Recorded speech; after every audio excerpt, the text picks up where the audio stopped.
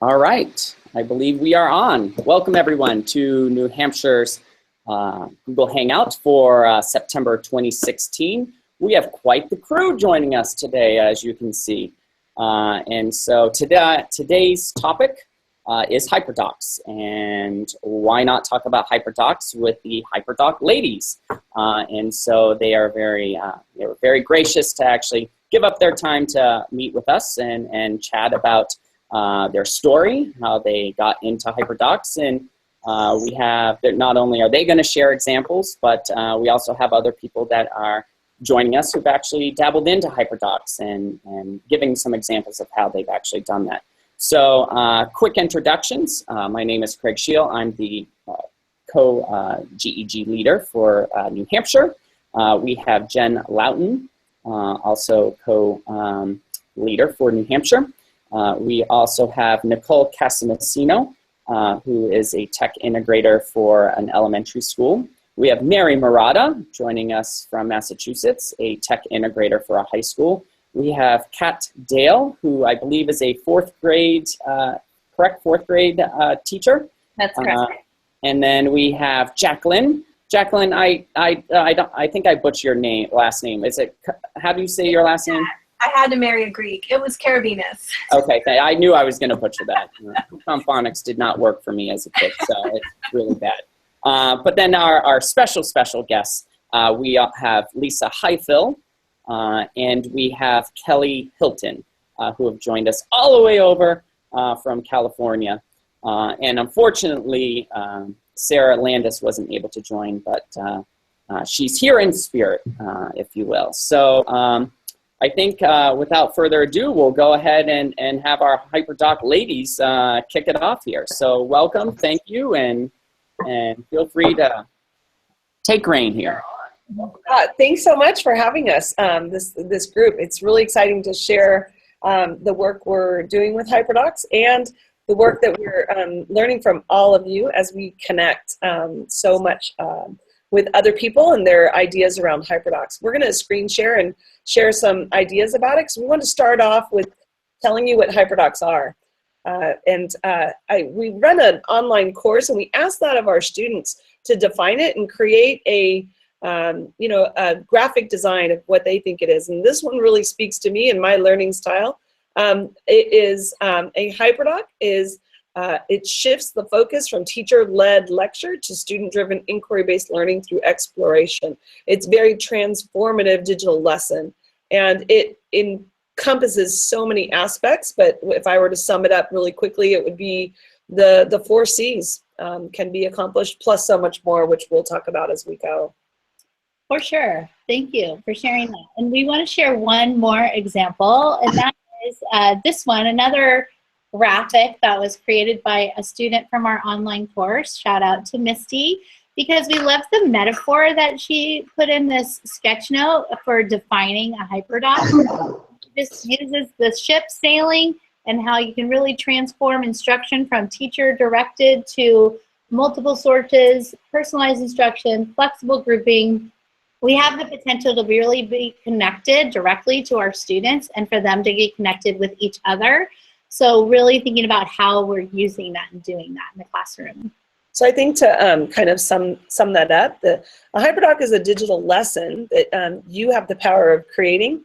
And you can be, as Caitlin Tucker always says, you're the architect of learning experiences, and you can pull together a digital lesson plan that is not for you, the teacher. You give the lesson plan to the students. That's the whole idea behind it. We were talking about, like, why did we start teaching this way? And it really came down to all of things that are asked of teachers now. And we like to call it, and I'll show you our manifesto these days. And I'm sure you can relate to this because of this. This is what we are told, all these very important to us, and that you should do this and you should do this in your classroom, and this is good teaching and this is good teaching. But we were so frustrated that, how do we accomplish all of this in the classroom and incorporate technology in it and do it well? And we kept thinking there's got to be a way to do this and that was what started us on this journey of creating these. On top of that, everyone was pushing Chromebook carts into our rooms because we were getting devices for testing. Of course, we all of a sudden got all this technology, and we wanted to maximize that investment plus maximize our manifesto. And that's what wanted us to create a concrete solution, something that you can actually do about that. For sure. And all of us work together. Sarah, shout out to Sarah, who's not here with us, and Lisa and I. And we all work in Pleasanton, California, which is close to San Francisco, the Bay Area. And as we were working together, we all had different roles together, and we started packaging our lessons and sharing them with each other. And we realized, wow, look at how we are really differentiating for our students. To us, it came out of a need to meet all of those things that Lisa just showed on that graphic, but also it's a real universal design for learning, Hyperdocs. They really do truly meet the needs of all your students. You can differentiate. It's a direct line to them to connect during class, before class, after class. It's self-paced. You can see all of their thinking. It's one place to go through a content area with your students from start to finish. And really, you can extend the learning or go back and use the flipped learning concept with it. So for us, that was the thing that was a huge benefit. We started to see the success with our students through using the technology in that way, and we started to define it for ourselves and share that. One of the challenges, though, that has come along the way is it's a lot of thinking behind it. The pedagogy, the workflow, the design, the new tools coming out, the access to technology. And I think that's really where Teachers Give Teachers came from, because it's all the idea that we're all in this together, and you have a school or a classroom that you work in, and the more that we can work together with the people right next to us locally and share and bring them along and on board, as well as what we're doing today, work with people across the country, because as you'll see, as everyone shares, we'll share the way we've used it, and then other people share the way they've used it. It's really like a living, breathing idea that has just been evolving, and it will continue to, because the technology will change, and it's based off what do our kids need? What can we do to meet their needs? That's the real foundation of it. Awesome. We wanted to show you some examples of progressions of Hyperdocs as well, in order to help share what we're talking about. So I'm going to, again, share some ideas, and we're going to talk through 4 different lessons that have evolved through our learning. So the first one is this one, and it is an election multimedia text set. A lot of times we get comments from people that, well, is it just a Google Doc with links on it? And it really depends on how you design it. Now, this is a multimedia text set. We did not create these. This was already a thing. But we find that multimedia text sets are sort of a gateway to Hyperdocs in that they shift the way you teach. So this one, this style of multimedia text set was created by a colleague we know in Union School District in the South Bay of San Francisco, Genevieve Picada. And she came up with this idea that if you put your lecture into, well, the text set idea is you put your lecture into a text set. You give them all your links, and you let kids to explore. You have an expectation for that exploration time, but it's inquiry-based. They have choice. You can start to see this as not a task just to get through, but a way to build background knowledge or information, and get kids curious and to care about learning. Then you can click here, what do you wonder? And it connects where kids can collaborate here. And on a Padlet where they can then share their thinking and see what other people are thinking. I'm sure if you're looking at this, you're like, wow, I'm curious. I want to know about this one. Or I want to know about this one. Well, we realized that immediately this changed the way teachers were teaching. And no longer were they in the front of the room. They were actually able to watch their students as learners. They were able to sit with their students and read with them or meet their English language learning needs. There's so many needs you could do when you offload the lecture that we were so excited to bring text sets in. So when we teach about Hyperdocs, we tend to teach these right away. Now, if any of you are there, and I know Craig is going to be sharing all of our links to our resources. The best part about these, and we'll talk about this at the end with Teachers Give Teachers, you can go to File and make a copy, and then you can have this text set. So you don't have to reinvent the wheel. That's part of it, it's the giving part. So I'm going to let Kelly go on with the next phase. Thank you. Yes, thanks for sharing. So that's one example of sort of the gateway, the Hyperdocs. And then in our collaboration on this project, with the three of us coming together and talking about what makes an awesome lesson design and why is it meeting the needs of all of our students, we came up with this sort of 7 steps that we have on a template that we share. And this Hyperdoc is, it just sort of talks about those 7 steps. You can put your engagement activity, the good teaching that you always do in your classroom, right there on the Hyperdoc. So this one was created for a creative writing challenge. The engagement is built in. Just look at this cartoon together, have a little class discussion, or think, pair, share. The thing is this is not new. This is really great teaching. We always kind of activate prior knowledge. However, when you put it on the doc, you can have the students participate with you, but then they have it for later. They have it always. They have all the learning for themselves organized in one place. So think about how that's really meeting the needs of every kid in your classroom, because they can go back and reference it. When they go home from school and their parents say, "What'd you do in school today?" They say, "Hey, let me show you what we did. We did this, this, this, and this." It's all out there on the doc. After we do some sort of a engagement activity, you can move into an exploration. And in this case, they were going to be using Storybird as a place to write some creative stories. So you link that up for them and you give everybody time to look at mentor text, to look at other stories that have already been published within that tool. And once they've had a time to explore and get some ideas generated for themselves, then you bring the class back together and you do a class lesson on the components of a well-crafted story. You're embedding still your direct instruction in the explain part of the doc.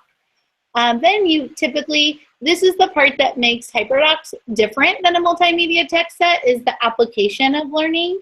It's one of the things. In a Hyperdoc, we really challenge teachers to think about how they're having their students show what they know. So are you using the tools to give them opportunities to do things that they couldn't previously do before?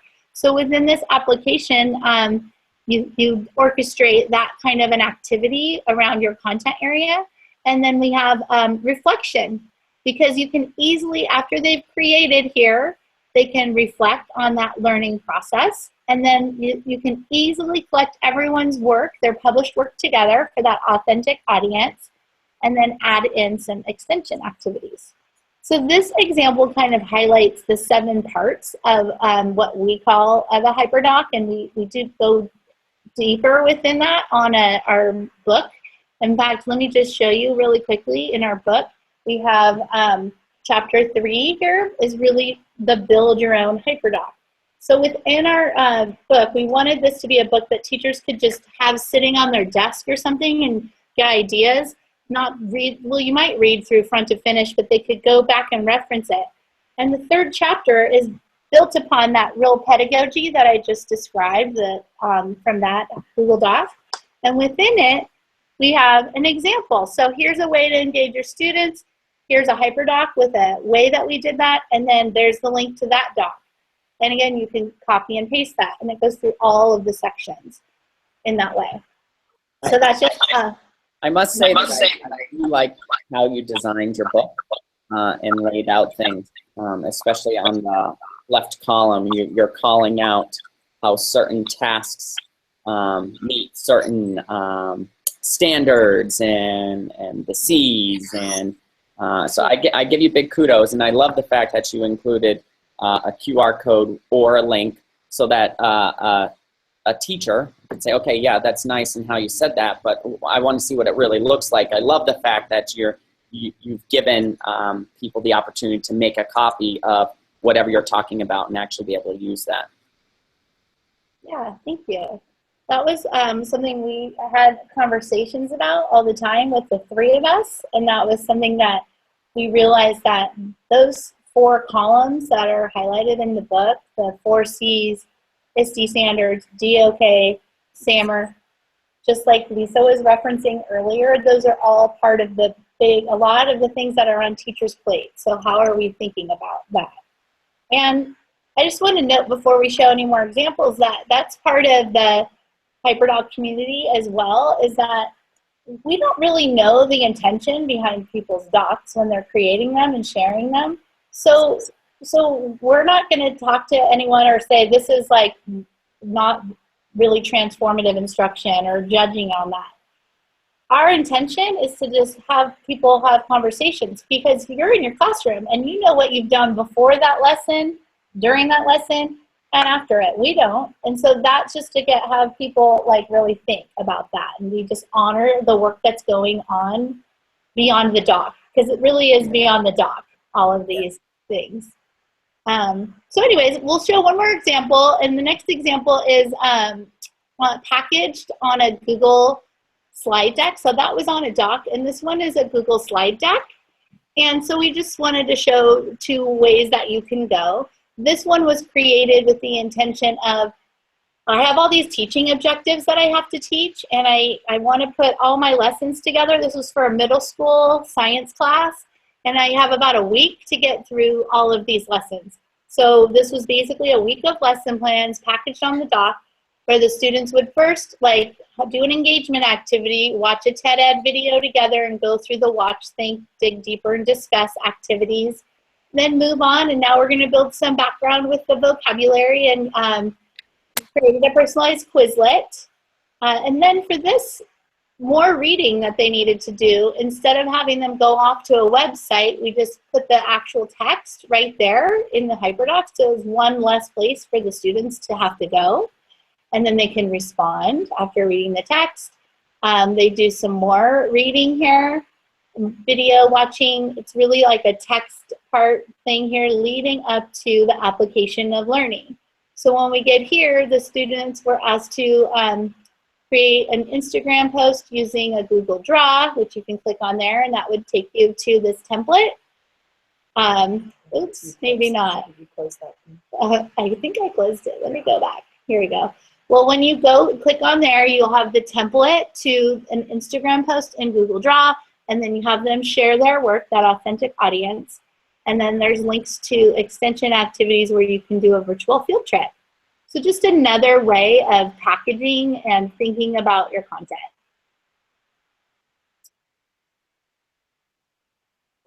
There we go.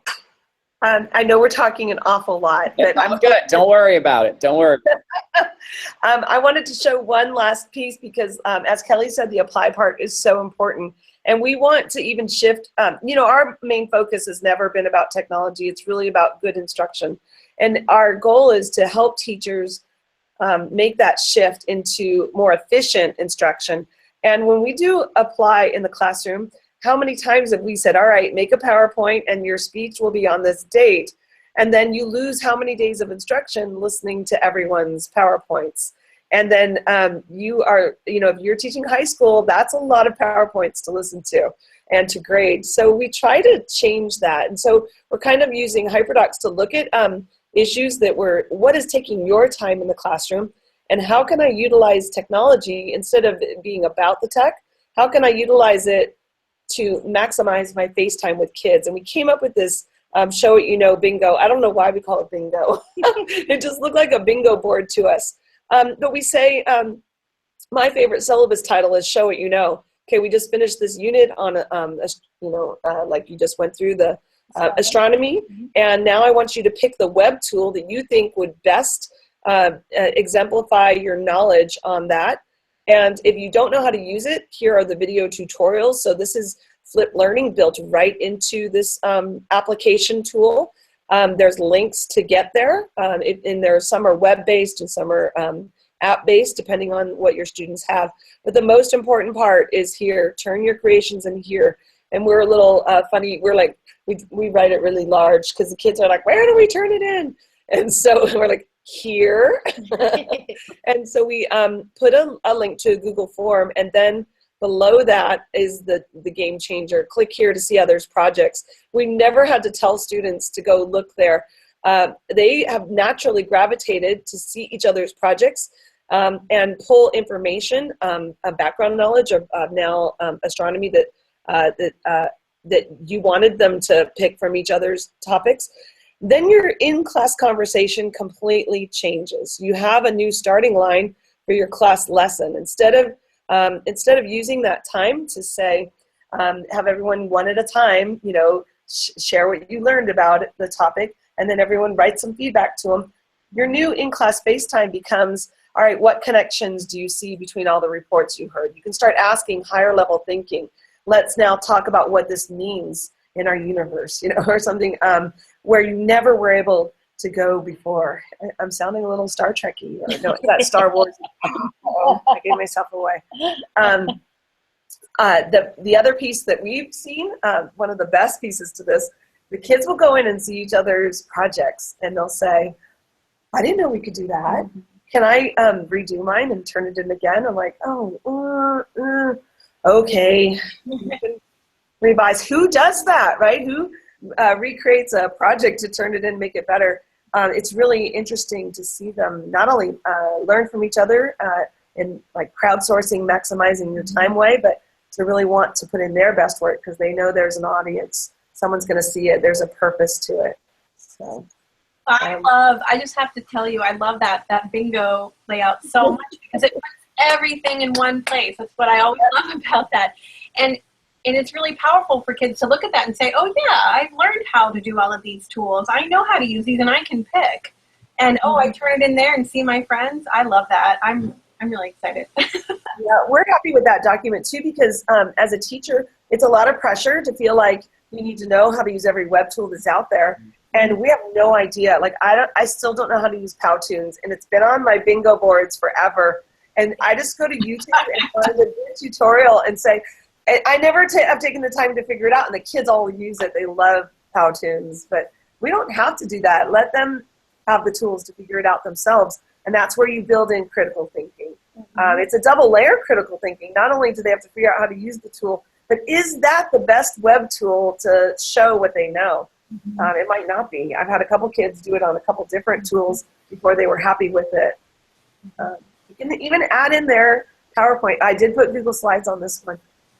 But some kids want to do poster markers, and you can put that on too. And then some kids come to school excited to tell you about something new that they found another way. You have Minecraft creators like, oh, what can I do it in Minecraft? Sure, screen share it, and then send it in and show me what you know. Yeah. And what you're really doing is building community within your classroom, and you kind of create this space where everybody's an expert. It's not the teacher. I don't know everything that's out on the internet. None of us do. I don't know everything about every web tool that's ever been invented. But we are all learners, and we're all have a structure now within the classroom as to what we're trying to accomplish. You're giving them the purpose and then the audience and something to do with that, and then they're developing that. So it's really exciting to see the experts. Sometimes the kids who never have been or felt like an expert before, they can if you give them that space in that world. Yeah. So we have a viewer who's watching right now, Julie Spang, a good friend of us in Massachusetts, and she also commented, all of this perfectly aligns with UDL. So I just wanted to make sure that we all noted her comment there. So we'd love to hear from others on the panel. Would they want to share? Absolutely. So I know that there's, so our other guests who've joined us, some of them have some examples that either coworkers or that they themselves have actually created. And so I don't want to put anyone on the spot here, but either Mary or Kat, if either of you guys are interested to start off, you don't feel like you have to give a dissertation on your Hyperdoc, but it's more along the lines of, this is how I was able to take the inspiration from Lisa and Kelly and Sarah, and this is how I've actually implemented. I know Nicole has some examples. I have one as well. And we do have for those of you who are watching, we do have a Google Doc put together that actually has all of these examples that we're sharing. Like Lisa and Kelly have mentioned, it's all about sharing and why recreate the wheel. So people would more people would be able to make a copy of the things that are being showcased as well. And we'll give you that link coming up after we go over some examples. So Kat, did you want to start? Yes, I'm teaching. Oh, maybe She said Kat. Oh, I'm sorry. It's okay. Yeah, I'll share. Can you hear me? Yep, go for it. All right. So let me just screenshot real quick and let me know if I'm doing this right. We'll give you the thumbs up. All right. There's a first for everything. Are we good? No. Go for it. Okay, can you see it? Yes, go for it. Okay, so this is a Hyperdoc that I made over this summer when I took a course with kids. I'm a fourth grade teacher, and one of the problems I noticed is that students aren't really utilizing estimation as a math strategy. So instead of our math is so fast-paced that I wanted to get this in because I felt like it was important. So I thought a Hyperdoc was a great way for students to learn that lesson in a self-directed way.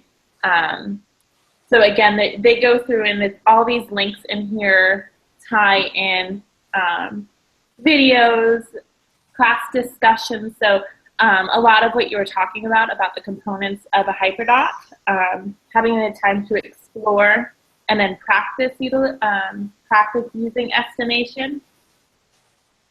And again, I'm thinking about maybe before I actually do it this year about changing it and putting that bingo board in here because I did like the whole universal learning design and having them kind of show their learning in a different way. So this area, I might go back and change it now because I really like that bingo board that you were showing.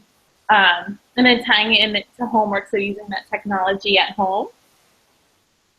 And then coming together and talking about why are we looking at this? What's the big idea? And having kids share their reflection. And then checking it in with a check-in and tying that back to Google Classroom. And then they can have their final thoughts. And then a time for them to kind of just reflect on what they liked about the Hyperdoc and how I can improve it for next year. So this is my first Hyperdoc, but I've already in the process of making another one for genres in reading. So that's what I have. Cool. Thank you for sharing. You're welcome. Mary, do you want to go ahead and take it away?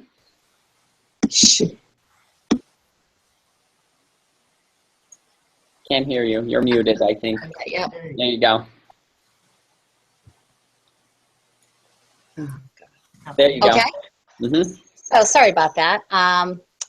So first of all, I'm delighted just to see Kat go and present on for a Hyperdoc. I had the privilege of teaching with Craig this summer, and we were putting together project-based learning following the BIE model, and the whole Hyperdoc just lent itself so nicely to our class, and we had students showcase their work using a Hyperdoc. So I have a couple of my students' work that I'm going to show here in a second. One is... that you have, in fact, received permission to share. Yes, I do have their permission to share, and I'm just going to call that up in a second. So one is a technology education teacher in my department, and the other one is an English teacher in a nearby school district. So let me just go ahead and share my screen.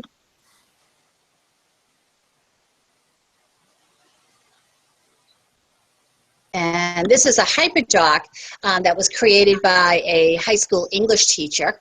And she was able to go through about the parts of a story.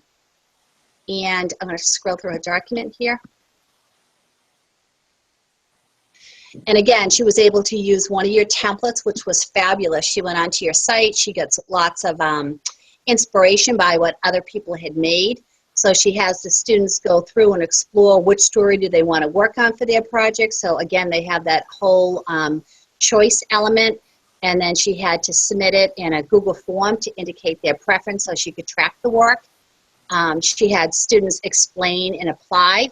After they finished reading the story, they had to make a copy of the template of the Hyperdoc and follow the directions. So I think that's a great thing that Lisa brought up and Kelly about giving students choice about what the tool is that they're going to use. So you can see here she gave a number of tools that students could use. We had Google Slides. They could make it in a Hyperdoc. We had them give an infographic. And what I really love about this, Caitlin's in a nearby school district, and then today I was able to take this entire Hyperdoc with her permission and share it with my English teachers that are just getting started on using Hyperdocs. So that was really exciting. I have another teacher that is a technology education teacher, and he took an existing lesson that he had that was working with rockets and the kids fire off rockets. And it was a good lesson to start with, but by building it in the Hyperdocs, he was extremely excited because it laid the lesson out. And what happens many times here in the high school, we may have a student join the class the third week. So if they're coming in the third week, the teacher has to get the students caught up on everything that they missed. And having it all hyperlinked within the Hyperdoc was fabulous. This is Andy's. And he even went to the next degree that he included in examples of the ed puzzles when they were watching videos, and he used that as an assessment. So he shared it with a few teachers in my building, and now it's starting to spread. And I have another teacher in my building that's starting to do one on how scientists do science. So pretty exciting. Teachers are pretty happy with what they're seeing and doing. And Craig and I plan on incorporating this into more of our classes, because then students can come back from a grad class and share something they've learned with not only their principal but their colleagues. And it's a living, breathing document that people can copy and use. And I like your statement, Mary, about how, you know, a student joins in the week into, right? I mean, that's all happened Exactly. to most teachers not too long ago. I mean, we're only in our third, fourth week back, and I am sure most teachers had a student join in, you know, a week in. And so, like you said, a Hyperdoc is a great way of saying, what did I miss? Well, it's actually all here for you. Exactly. And you don't have to worry about, you know, trying to figure that out. So when I actually challenged myself to create a Hyperdoc, and Mary and I did that for one of our grad classes, it was actually kind of refreshing to know that everything was in one place. Yeah, and I think that was an aha moment for me as well. So this is the unit, and I already know all the things that I'm going to do, so let's just stick that in, and let's make it look good. And I think Mary would say that I spent too long making it look good, but you know, that's just me. I wanted it perfect, but it was very refreshing knowing that everything was in one place, and there was choice, and it was fun. It was different, and I plan on continuing to actually continue using Hyperdocs in some other areas of my work. So.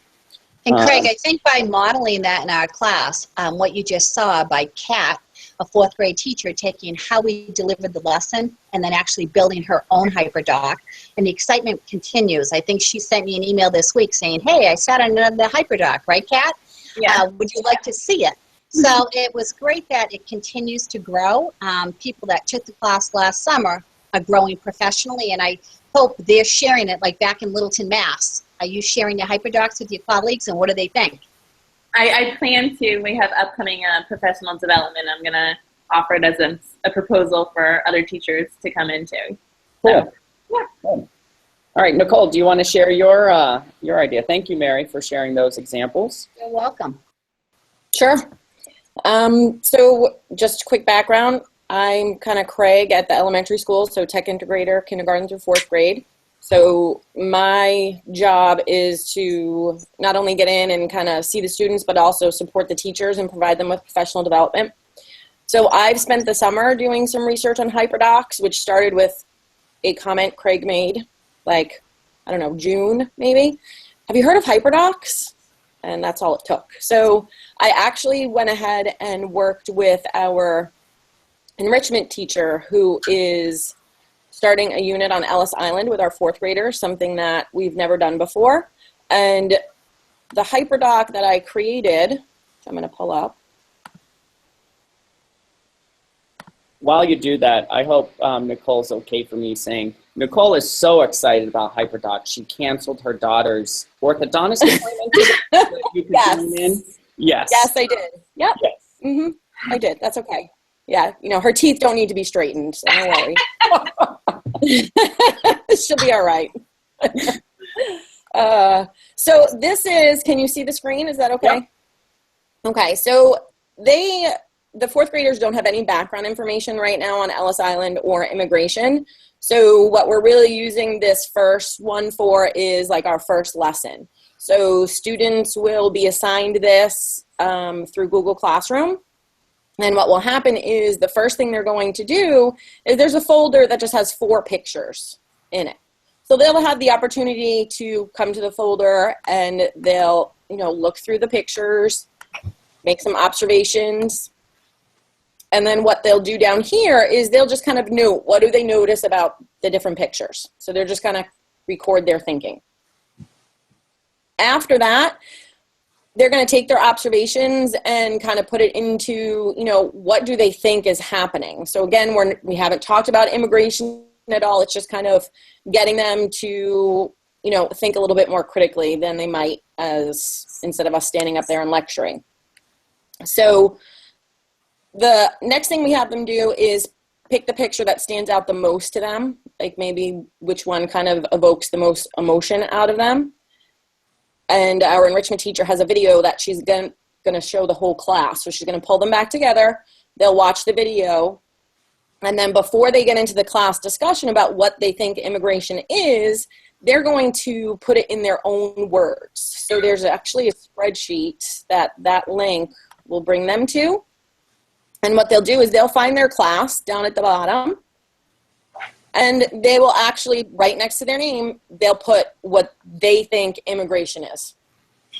And then the discussion will kick off from there. So just kind of a different way to get their thoughts flowing and kind of get them to that higher order thinking that we, you know, really need to do for them. I think what's clever about what you did, Nicole, just then is you just showcased how students at a low level can actually collaborate with one another and see each other's ideas via a Google Sheet. You know, that doesn't happen very often. I think, you know, most people will use a tool like, you know, Today's Meet or something else. But, you know, are they old enough to use that kind of tool? Right. And so the fact that you have 4th graders and you wanted to mimic something very similar to that, but you were able to do that in a Google Sheet, I think is very clever. And that's not something that I don't think I would have thought of. I would have said, oh, I can't do that because they're not old enough. Right. So I give you kudos for doing that. Thank you. Yeah, it's tough. At this age, you think about, okay, what can they do? Because there's, you know, sites that you need to sign up for, they can't. Beginning of the school year, we haven't put them on Padlet, and that would get cumbersome, and just being able to see the whole grade level's thoughts, you know, that's 140 students, I think will be powerful. Yeah. Well, we're really loving the design as well, because we talked about, like, that's what we were saying with the challenge is like keeping it there, knowing enough about all the tools to keep the flow together. So we saw 2 things in that Hyperdoc that got us excited, and the one is just to activate prior knowledge of images in the folder. So just the sheer act of putting those images in the folder, all 5 of them, they don't have to click 5 times. We actually do start thinking in clicks with our kids. Yes. And even for professional development, because nobody wants 100 tabs open. So that's the workflow of the simplicity of it. Right. And different ways of getting them to share their thinking just by using the Google app. How can we keep them in this flow of learning in one space? So we love that part of it. Yeah, I think one of my future Hyperdocs is going to have a file folder dedicated to Nicole. I love it. It just makes sense in my mind as a learner. So. Well, and I also I also think the other good point is, Kelly just said, you don't want to have all these tabs open. If you have all these tabs open, that also slows down devices as well, right? And so, you know, as more and more schools start going, you know, more and more one-to-one or BYOD, you think of those things too, of, you know, let's not have all these tabs open to hold memory of your device. Let's make the device go a little faster. So, yeah, just to piggyback on that. Yeah. Cool. All right, so I'll go ahead and I'll share my example as well here. So I'm kind of cheating because mine actually isn't a true Hyperdoc, but I'll say that I got inspiration from Hyperdocs. And so let me go ahead and share my screen here. All right, so now, hold on, sorry guys. All right. So do you all see my my Chromebook challenge? Yes, no, maybe so. Do you guys see this? Yeah. Yes, we do. Okay. It looks All right, perfect. Thank you. So I actually got this inspiration from, I believe it was, I don't know if it was actually on your Hyperdocs website, Kelly and Lisa, but I saw an example of a math teacher who did like some sort of review type Hyperdoc. And I wanted to kind of mimic that a little bit. And so while this is more, maybe you would say this is more of a document that has links to it, I'll give you that. Although I tried to slide in showing your own understanding in both the yellow boxes over here. But you know, this is our second year at our high school where we're one-to-one. And so I wanted a way by which students can still learn about things that they should and shouldn't do with their Chromebook. And so I try to find what's that fun, easy way, what's a fun, easy way to do that so it's not just Craig going, mama, talking all the time, and it becomes a boring thing. So we actually do have advisories at our high school, and so we have a challenge going on for both the freshman, sophomore, and junior classes. And so basically there are 8 tasks here, you know, reminders about Chromebooks, how you can actually print at the high school, how you might want to organize your digital life. And so like planning your days, there's like a little video talking about, so we all learn differently and we all do things differently. Are you a rigid, traditional, I need to write things down in a paper agenda? Are you someone who is great with lists? Are you someone who's great with just looking at a calendar? And so there's a little intro video, but then there is a link to a Google slide that's actually, these are actually clickable. And so if you want to learn more about how you can actually do to-do lists with stickies, you would then just go ahead and click on that. And there's a short, quick little video showing you how to do that. And so I also tried to make things a little fun. And in this little self-management one, this actually opens up a YouTube video on just, you know, the different ways by which we see kids dealing with Chromebooks. So one of them is, you know, the not focusing during a lesson scenario. And I actually filmed teachers actually being like students and being on places where they shouldn't be on their Chromebook. And then after they look at those things, then they actually fill out a strategy or tip on a Padlet wall on how students might, how students could actually like go away from being disengaged and go away from being distracted. You know, pulled in Quizlet Live. I'm a big fan of Quizlet Live right now. So, hey, we all don't know these shortcuts. Let's make our life a little easier on a Chromebook. So there's some flashcards, and then they can play Quizlet Live as an advisory. But the ultimate goal is, you know, that the advisories have fun learning some of the key ideas that we feel as though they should know and learn about being a student and having technology in front of them all the time. So that was my stab at it. It's completely different as I'm not a traditional teacher in front of students, but I most certainly did get my what's the word? My inspiration, that's the word, from Hyperdocs. So there you have it. Craig, I love how you use Google Drawings in that way. it's really beautifully packaged. And I hope you put that on the resource page because it definitely makes you just want to start clicking away. When you were on the one video, and then they had the home page to go back, all of those little design features are really helpful to really make it manageable for people. And of course, the personalization for your school district, your teachers, that's just a great mentor text to really get people thinking about how to use technology at their school sites and how to do it through these. So that's a great share. Thank you. Sure. Okay. Cool. Does anyone else want to share ideas or something that's come up that's kind of been like that they want to just chat about? We'll just open it up if anyone has something they want to say or share. Karen, I know you don't have an example, but I don't want you to feel like you can't talk, or Jen. Yeah, I thought that it had some really great ideas. Do you hear me? Mm-hmm. Okay. I thought that there's some really great ideas here. We've been talking a lot about digital citizenship and how do we train our students and give them lessons in digital citizenship right now. So I'm really trying to think of ways we could deliver lessons to 9th through 12th graders on digital citizenship. There's also a discussion at school about school-wide read for 9th through 12th for next summer. And so I'm trying to think of how we could incorporate that into some kind of hyperdoc for the end of the summer that students have to create and teachers are engaging in. So I'm excited to kind of play with it and look at some of the examples that were on here. Cool. Let's see. I'm trying to think.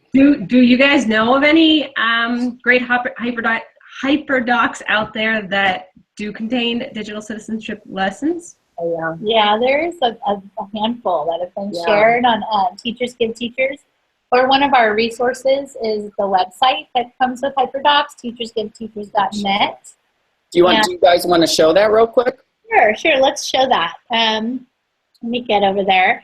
When you go to teachersgiveteachers.net, it basically is a taggable website. And again, just want to give a shout out to two guys that we work with who built our website, Jim and Dwayne. If you're ever watching this webinar, we're always giving you guys credit.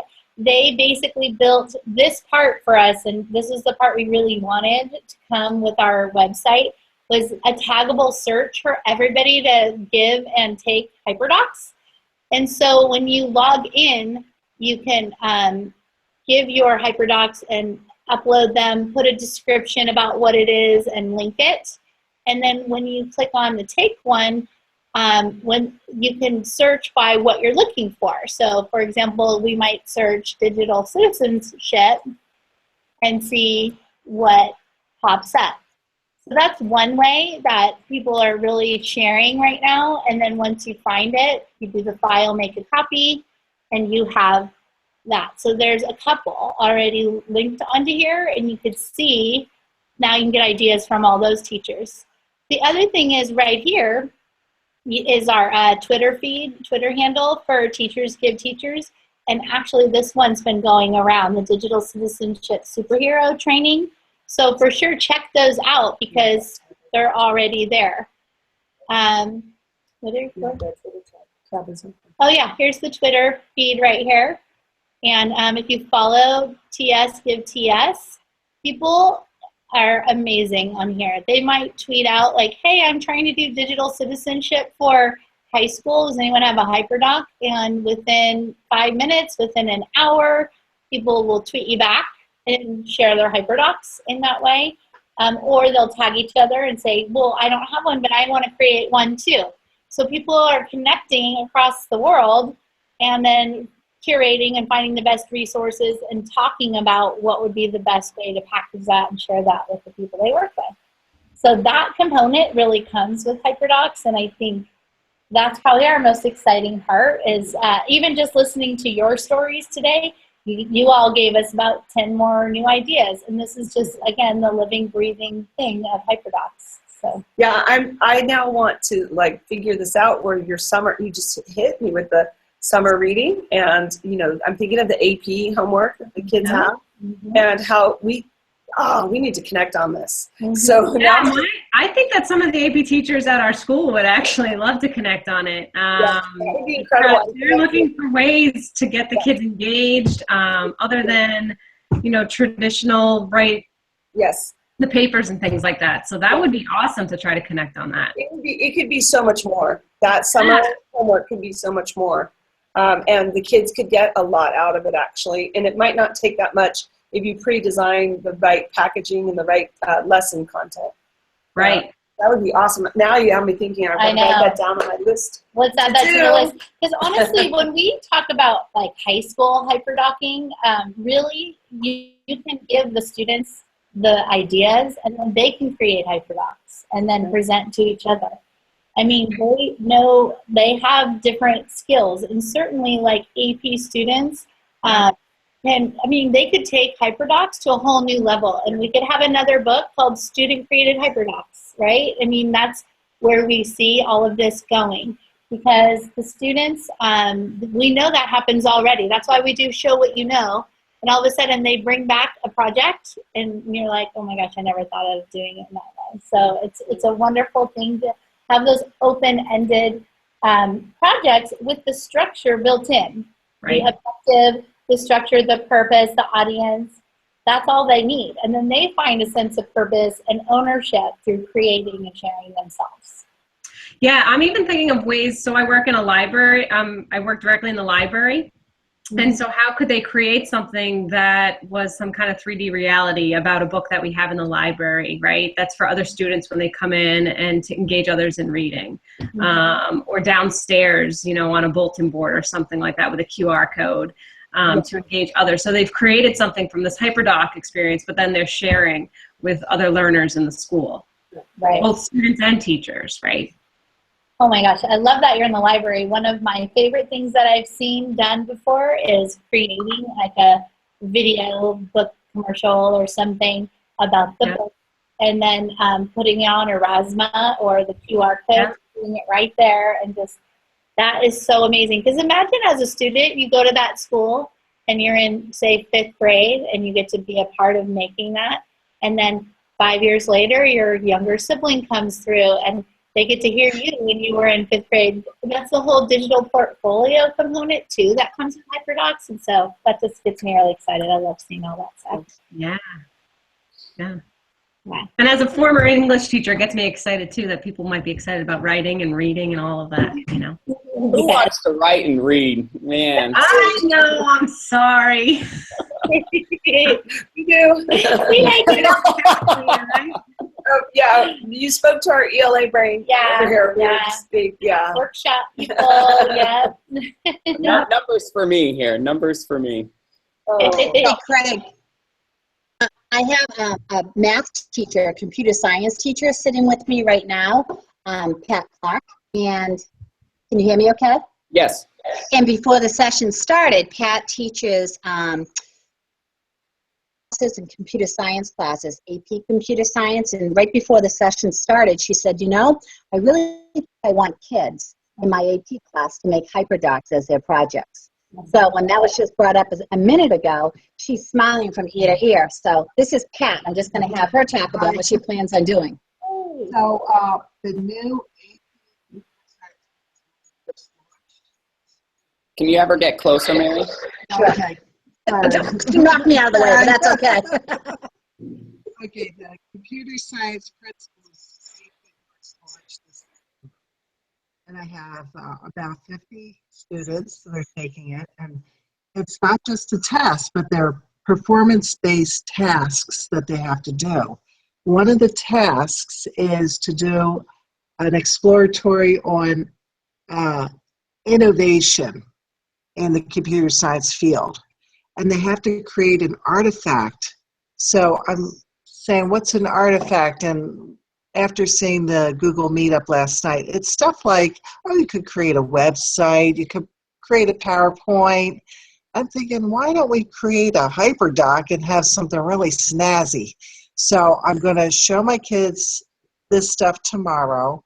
I ordered the book on the Kindle, so I'm going to get them going. They have till April to get this done. So I think that maybe they can showcase it back.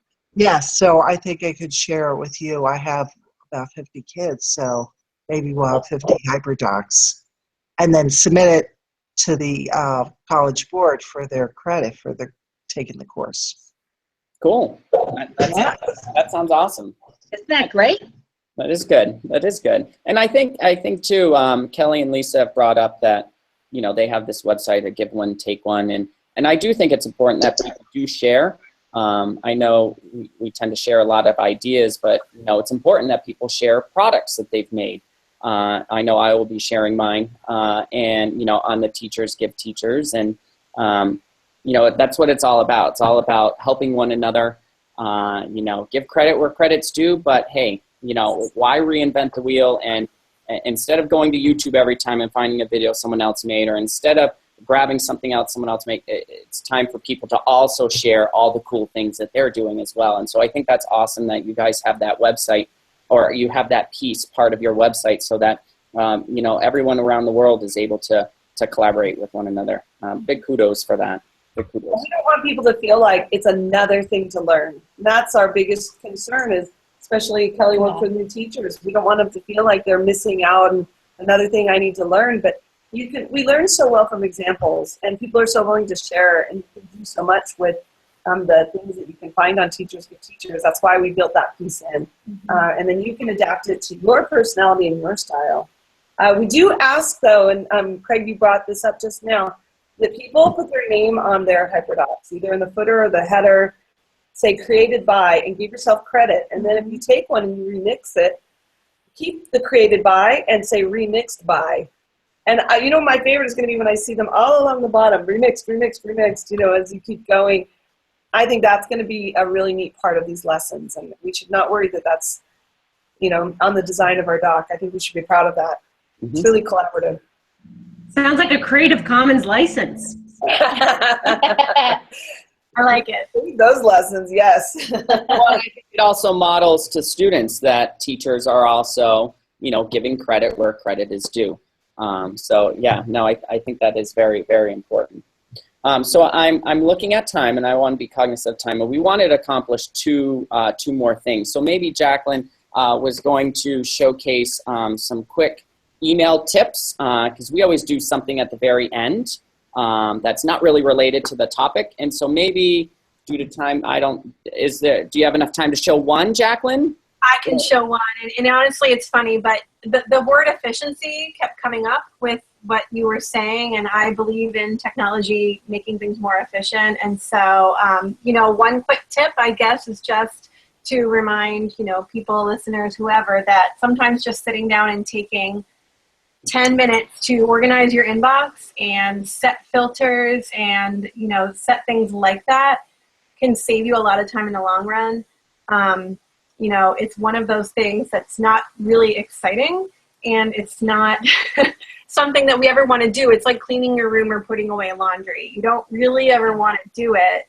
But right? That's a great analogy, yes. Yeah, but I have to say that at the beginning of, you know, every year or mid-year, like January, you know, when I say, okay, I have 10 minutes, I will sit down and reorganize my inbox. And it sounds silly, but we all know that email can bog you down. So I would just say, remind people, anyone out there that needs a little reminder, just take 10 minutes, sit down, select priority inbox, and it even says here, be a master of efficiency. I love that. So if you set priority inbox, you can set up your sections. When you star things, you can have them be their own section. This is our EdCamp Seacoast Gmail account, and I star things that are prizes or donations. And so again, I know we're short on time, but just a little reminder there that that's helpful for efficiency. Cool. Excellent. And Jen, did you want to quickly talk about some upcoming things that are happening in New Hampshire in the very near future?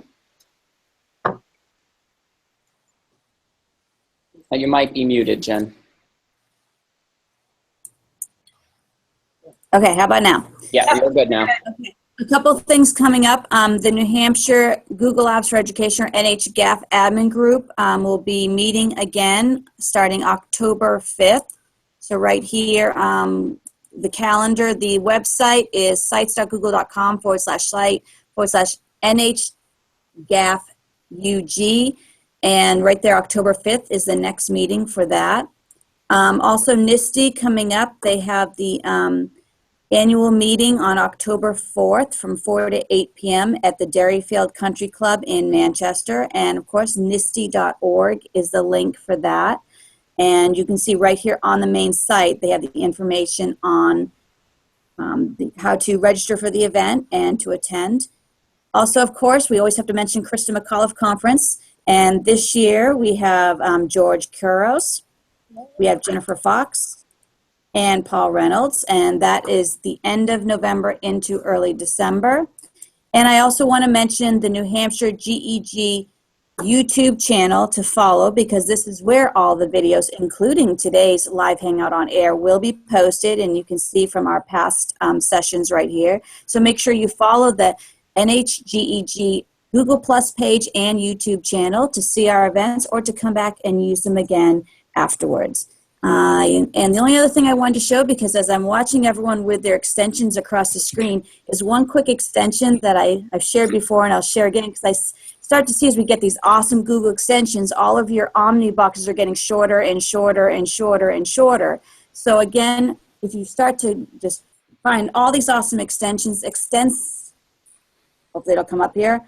Extensity, sorry, is my favorite one, because I can turn on and off extensions on the fly, and I no longer lose my Omni box anymore. So again, just turn them on and off. You just simply click one and it's on, click it and it's off. So that is Extensity. It also helps you find your apps. No longer do you have to go and find the link to your apps. They're all right there. I know I'm a little app crazy, but extensions on and off, so you no longer lose your address bar, the power of the Omni box. And I am going to stop right there and stop sharing my screen. Thank you, everyone, for coming. Yes. And I'm going to hand it on back to Craig.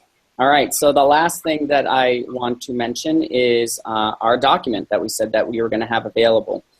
So the Google shortener is /O3HZN9. Those are all capital letters. I do believe that is an O, not a 0. And you'll have access to the Hyperdoc examples that were presented in our presentation today. And then there's also some other resources on Hyperdocs and Teachers Give Teachers and all of that. So all that information can be found there, as well as if you're interested in getting the handbook from Lisa, Kelly, and Sarah, there's direct links to that as well as they, in fact, have their own Hangouts on air. And so you can find all that information in this Google Doc. Again, it's the Google shortener /O3HZN9. So with that, I think there was a lot of information that was shared today, and I think I can say from all of us that we've actually all gained some knowledge, whether we're experts with Hyperdocs or complete novice. I think we've all taken back something from this session. So a big special thanks to Lisa, Kelly, and please thank Sarah on our behalf for all the work that you guys started. And thank you to our other guests, Nicole, Mary, Kat, Karen, and Jacqueline and Jen. Thank you everyone for coming. And our next New Hampshire Hangout will be on, it's always on the third Wednesday of the month, and I believe that is October 19th. The topic will be determined at a later date. So thank you everyone. Hope the school year is going well, and we'll chat later.